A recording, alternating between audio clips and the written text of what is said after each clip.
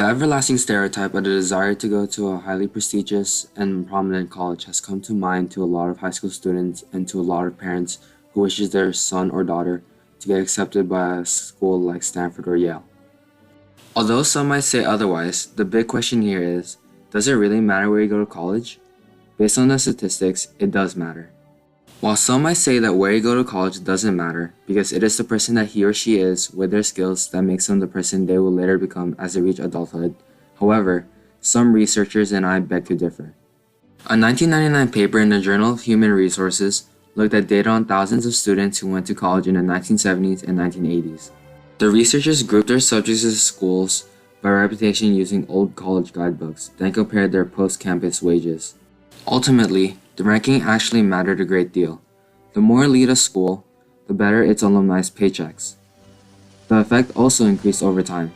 Among students, those who had gone on to a private university in 1972 compared to their counterparts in bottom-tiered public colleges, the wage boost was an astonishing 9%.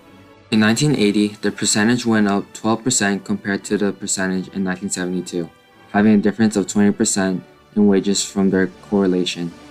Furthermore, the Department of Education found that men who went to an institution that was one standard deviation better on its quality measures saw their salaries jump 8.1%.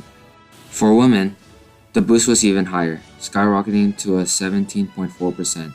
For males, this increase could translate to an extra $107,000 over the course of a lifetime, and for females, it would mean an extra $173,000. In addition, in a 2009 paper, Texas A&M professor Mark Hoekenstra used a somewhat simpler experiment to try and solve the elite college question. Although the subjects were roughly similar in academic terms, the differences in their future earnings were profound. He compared the earnings of male students who had made the admissions cutoff for a selective and exclusive university to those of students who had barely been accepted in a less prominent college. Enrolling at the more prestigious college increased wages by 20%, further proving that the more prestigious the school, the higher the person's wage would be later in life. However, some naysayers may say that individualism matters more greatly than institutions. The truth of the matter is, there's never any definite wage rate for each and every college one goes to. A student's grades, major, and innate talent makes a huge difference.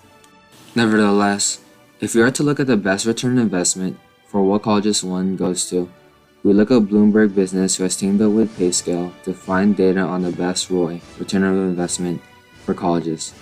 Looking at over 500 colleges, Harvey Mudd leads the list with lifetime return of investment of about $1.8 million for graduates, or $12.6 a year. It is followed closely by a fellow elite engineering school, Caltech. The upper rankings of this list is dominated by highly prestigious schools, justifying that where you go to college really does matter. Although there are some pros and cons as to where you go to college, ultimately, the data inclines more towards people going to a highly prestigious college as it gives a better return on investment and better wages later in life.